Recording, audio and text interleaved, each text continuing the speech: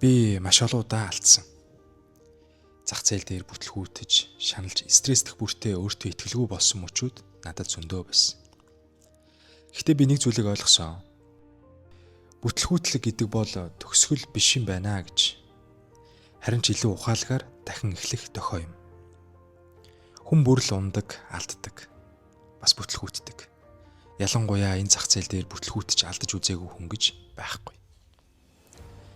Амжилт бол нэг мөчийн нэг удаагийн аз биш. Тэр бол өдөр бүрийн дэг журам, сахилга бат бүхнийг орхихыг хүссэн мөчөд үргэлжлүүлэх тэр шийдвэр. Зарим өдөр маркет чамайг доош татаж, стресс түүлж, бухимдуулж, дансыг чин шатаа. Зарим өдөр зах зээл бүр шудраг бус санагдана. Учир нь энэ зам амархан биш. Гэхдээ үнцэнтэй. Чи өнөөдөр төгс трейдер байх албагүй. Харин өчигдрөөсөө илүү ухаалаг, илүү төвчээртэй мөн өчигдрийнхөө гаргасан алдааг дахин давтахгүй байх л хангалттай. Боломжгүй мэд санагдах өдрүүд зөндөө л байдаг. Гэхдээ нэг өдөр чи буцаад харахад бүгдийг нь ойлгоно. Тэр бүх өвдөлт, тэр бүх уналт өнөөдрийн энэ амжилтыг чинь үндэс болж байжээ гэж. Тийм учраас бити шантраарай.